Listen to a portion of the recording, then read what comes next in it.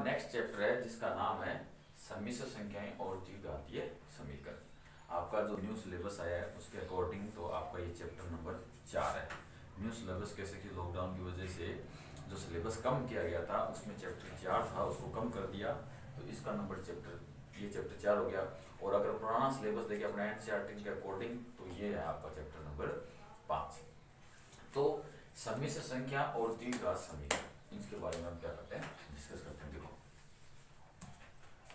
अपना समीकरण हमें दिया हुआ है x स्क्वायर माइनस 1 बराबर 0। अब इसको अगर हम हल करेंगे तो आपका x स्क्वायर बराबर 1 हो गया और x बराबर हो जाएगा प्लस माइनस 1 हो जाएगा। तो देखो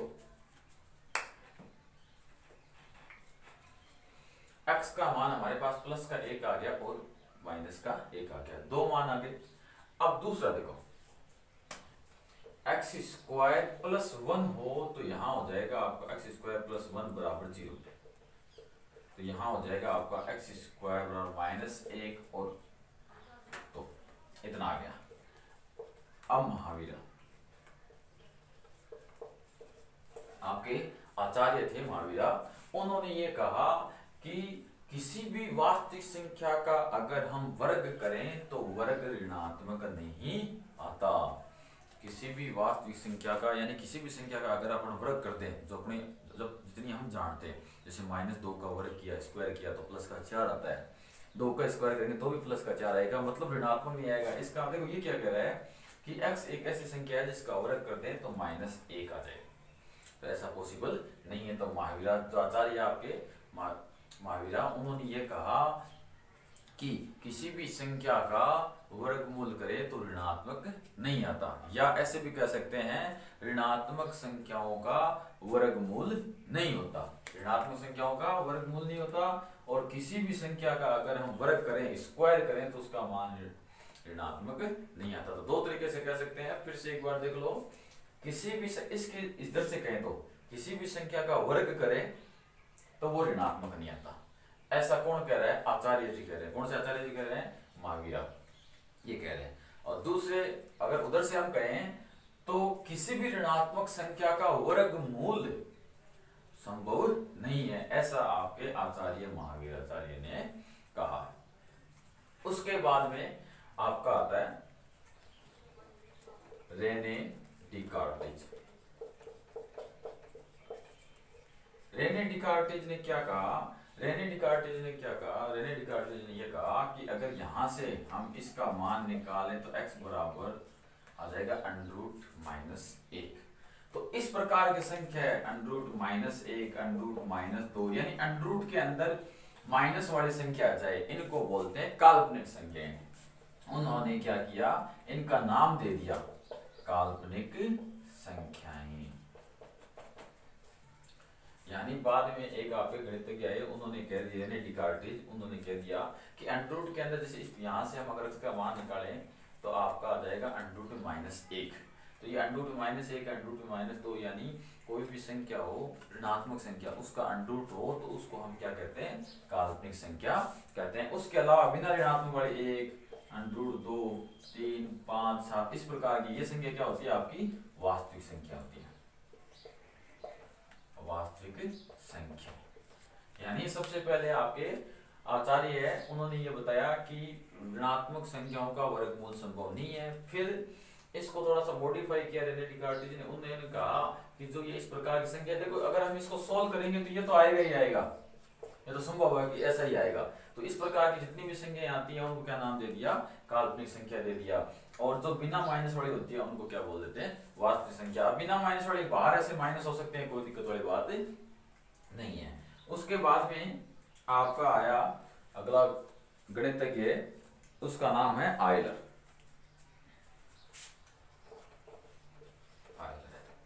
आयलर ने क्या कहा कि जो अंडरूट में -1 लेते हो इसको इसने फिक्स कर दिया, अंडरूट में -1 है उसको इसने कह दिया ये ऐसे एक आकृति बनाई, कह दिया अंडरूट में -1 है, इसको ये कह सकते हैं।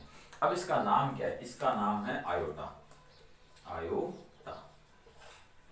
उसने अंडरूट -1 है उसको क्या कह दिया, आयोटा कह दिया। अगर यहाँ से हम एक स्टेप और बढ़े, दोनों तरफ स्क्वायर करें तो -1 बराबर हो गया आयोटा का स्क्वायर, यानी आयोटा स्क्वायर और माइनस का 1 होता है। तो इसने इस मान को फिक्स कर दिया कि अंडरूट -1 है, वो क्या है आपका आयोटा है, आयोटा बोलते हैं इसको। उसके बाद में आपका गणितज्ञ आया गाउस। गाउस ने क्या कहा, गाउस ने कहा कि संख्याएं हैं आपकी जो अगर इस प्रकार से बन जाए कई, तो a प्लस बी, ये a प्लस बी अंडरूट -1, और आइदर अगर इसको आइदर वाला जो रूल है इसमें मिक्स कर दिया तो ये बन जाएगा a प्लस आयोटा b, और ये क्या कहलाती है आपकी सम्मिश्र संख्या कहलाती है, सम्मिश्र संख्या कहलाती है। तो देख लो a प्लस बी अंडरूट -1 है, इसको सम्मिश्र नाम दिया, किसने नाम दिया, गाउस ने। और a प्लस आयोटा b है, इसको इस प्रकार भी लिखा जा सकता है। अब ये a b क्या है वो चीज भी हम क्या करते हैं, डिस्कस करते हैं। तो सारे गणित आपको बता दिए किस प्रकार से सम्मिश्र संख्याओं की और जो किस प्रकार से इसको बढ़ाया गया।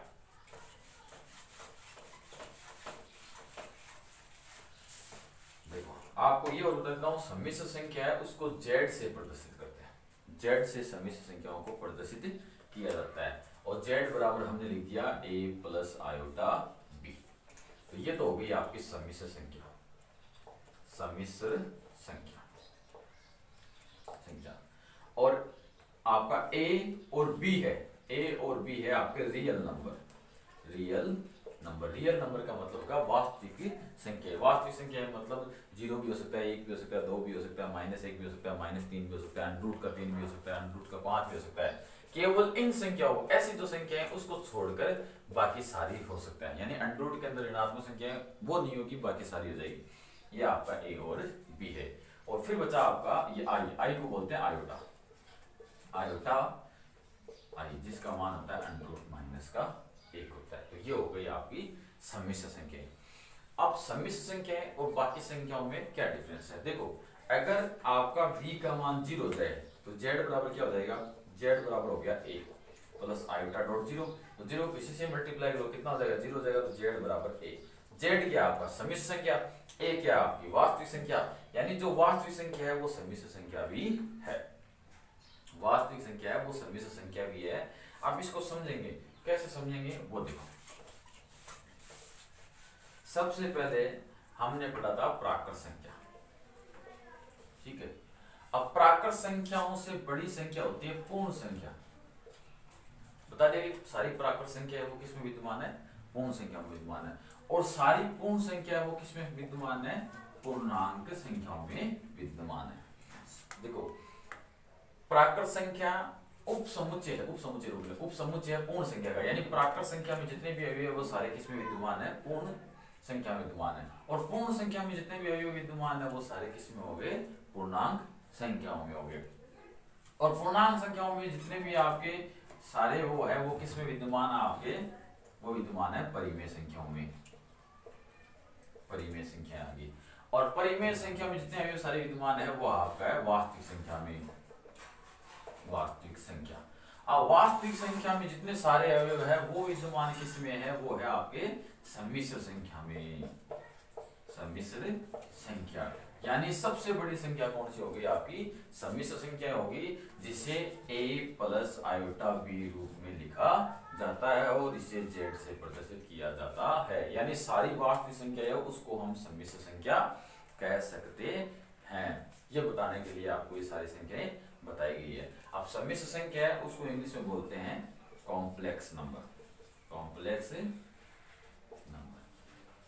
यानी सम्मिश्र संख्याओं का समुच्चय बोल दो या सम्मिश्र संख्या होगी कॉम्प्लेक्स नंबर।